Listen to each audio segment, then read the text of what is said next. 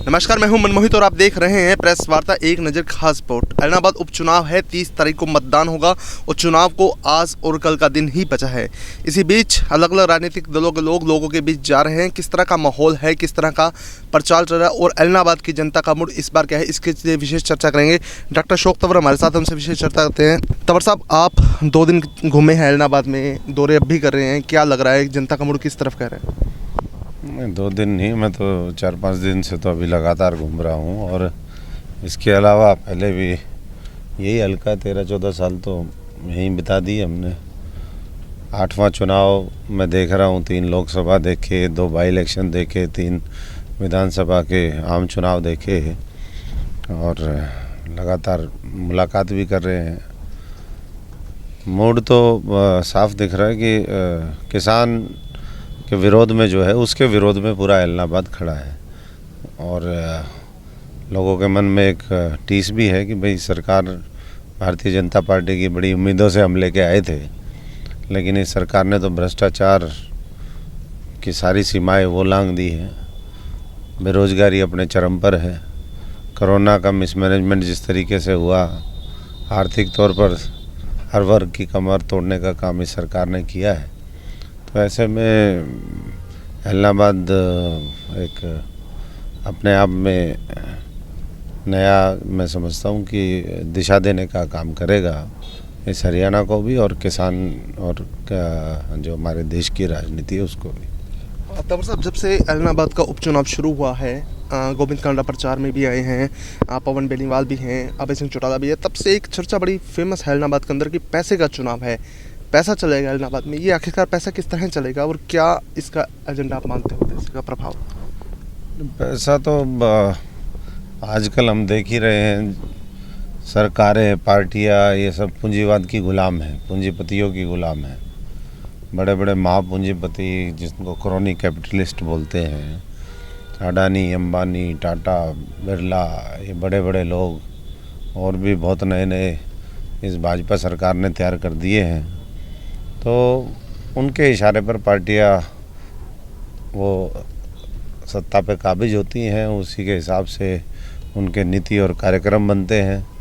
और यही कारण है कि जो है पैसे का बोलबाला, धन बल का, पहले बाहुबली होते थे, अब धन पशु जो है वो कहीं ना कहीं राजनीति को पूरी तरीके से प्रभावित करने में लगे हैं। और वैसे लोग जब राजनीति की तरफ अग्रसर हो जाते हैं तो फिर राजनीति का जो मायना है लोकतंत्र का, कि लोगों के लिए, लोगों के द्वारा किया हुआ तैयार जो तंत्र होता है वो कहीं ना कहीं कमज़ोर होता है। तो पैसे का बोलबाला तो ऐसे लोगों को रोकना ज़रूरी है जो पैसे के बल पर सत्ता हथिया करके और फिर जो है व्यवस्था को पूरी को अपने हिसाब से चलाना चाहते हैं। आपने सिरसा में मीटिंग की थी, अपना भारत मोर्चा के ऐलनाबाद के भी लोगों से आप मिले थे। मीटिंग के अंदर आपके मोर्चा के प्रदेश के कुछ पदाधिकारी भी आए हुए थे। एक डिसीजन हुआ था कि 20 तारीख के बाद जो है फील्ड में जाएंगे, उसके बाद जनता नब्ज टटोलेंगे, फिर डिसीजन लेंगे कि अपना भारत मोर्चा जो है किसको अपना समर्थन करेगा। तो आप लगातार ऐलनाबाद के लोगों के बीच जा रहे हैं, क्या निकल कर आया है? अभी भी मैं ऐलनाबाद ही जा रहा हूँ और आज वहाँ पर प्रेस के साथियों से भी मीटिंग है, कुछ और गाँव में जाएंगे, शहर में लोगों से मिलेंगे। तो अगले 1-2 दिन में रुख स्पष्ट हो जाएगा कि अपना भारत मोर्चा को क्या करना चाहिए, क्योंकि उन्हीं लोगों से जो फीडबैक आ रहा है उसी के आधार पर ये तो स्पष्ट हो गया अब कि जो कांग्रेस पार्टी है, क्योंकि वो बहुत से कांग्रेस के सो कॉल्ड बड़े नेता हैं जिनके कर्म तो बहुत छोटे और माड़े हैं, लेकिन वो यहाँ भारतीय जनता पार्टी को समर्थन देने में लगे हुए हैं। तो कांग्रेस को तो खुद ही कांग्रेस ने ही रेस से बाहर कर दिया, हाशिए पर कांग्रेस आ गई है। तो देखना अब ये है कि जो सारे ऐलनाबाद के साथी हैं, वहाँ का जो बड़ा वर्ग है वो किसके साथ खड़ा है और उसके बाद ही हम सारे साथी मिलकर के फैसला लेंगे। कांग्रेस की आपने बात कही।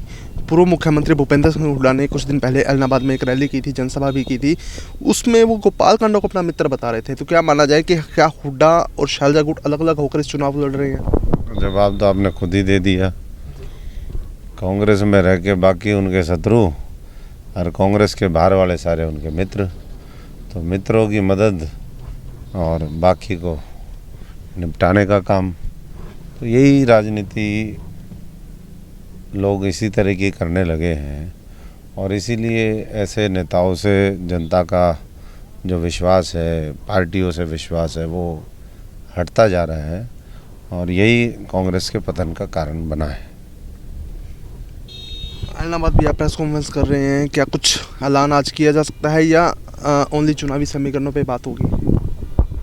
नहीं, अभी तो हम मोटे मोटे जो मुद्दे हैं ऐलनाबाद के, उनके ऊपर आज चर्चा करेंगे।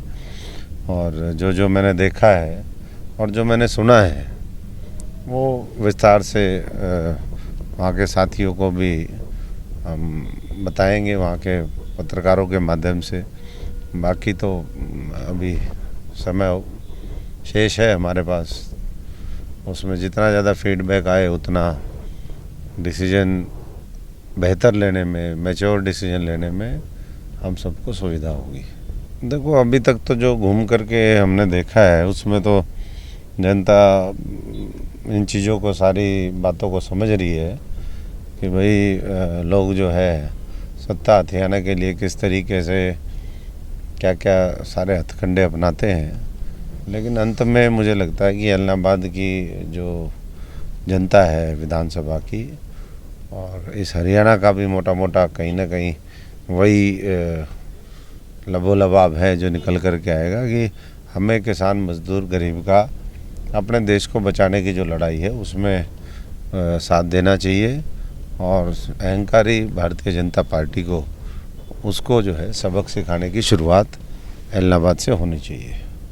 तो किसानों की आपने बात की, किस तरह जो है किसान लगातार विरोध जता रहे हैं, क्या अपना भारत मोर्चा किसानों के साथ भी खड़ा होगा? और मुख्यमंत्री, जिस तरह से मुख्यमंत्री कल रैली है उसका भी किसान बहिष्कार करने की बात कर रहे हैं, तो कहीं ना कहीं क्या मानते हैं आप, क्या अपना भारत मोर्चा किसानों के साथ खड़ा होगा इस विरोध में? नहीं, हम तो हमेशा जो सरकार किसानों के विरोध में, हम तो उसके विरोध में हमेशा खड़े रहे हैं। और जहाँ भी किसान भाई बंधुओं को हमारे सहयोग की ज़रूरत पड़ी है, हमारे सभी साथियों ने मोर्चे की तरफ से हमने सबको ये कहा हुआ है कि भाई जो लोग धरने पे हैं, प्रदर्शन पे हैं, जिनको मदद की ज़रूरत है, उनके पूरी तरीके से समर्थन में जा कर के उस आंदोलन को भी मजबूत करें, उन साथियों को भी मजबूत करें और उसी से देश मजबूत होगा। नहीं तो ये देश को तबाह और बर्बाद करने में लगे हुए हैं।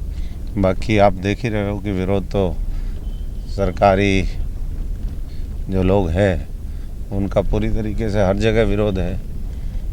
वो जब निकलते हैं तो कितनी कितनी पुलिस और कितना इंतजाम वो लेके चलते हैं, तो आप लोगों ने खुद ही एहसास कर लिया होगा। हर जगह आज भी मल्लिका में उनका विरोध हुआ और गांव में उनका, सब जगह ही विरोध जारी है। मुख्यमंत्री भी आज शाम को पहुंचेंगे सिरसा और कल वो जनसभा करेंगे, क्या लगता है मुख्यमंत्री की इस जनसभा के बाद कुछ फ़र्क पड़ेगा? ऐलनाबाद के चुनावी समीकरण बदलेंगे? नहीं, चुनाव का तो अब तय हो गया है मामला, वो तो सिर्फ मोहर लगानी, बटन दबाना बाकी है। मुख्यमंत्री जी को एहसास था इस बात को कि दाल गलने वाली नहीं है। ये दूसरा बाई इलेक्शन जो है वो लगातार सरकार हारेगी। पहले बड़ौदा में हारे, अब यहाँ हारेंगे, बावजूद इसके कि कांग्रेस साठ गांठ करके टिकट बांट रही है उनके साथ। कांग्रेस उनके खुद प्रचार में उतरी हुई है, उनकी बी टीम के रूप में काम कर रही है।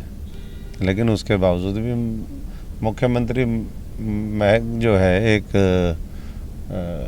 औपचारिकता करने के लिए आ रहे हैं और कोई उनका वो नहीं है आ जाए। वैसे तो अब औपचारिकता की भी ज़रूरत नहीं, कल तो कैंपेन ख़त्म हो ही जाएगा।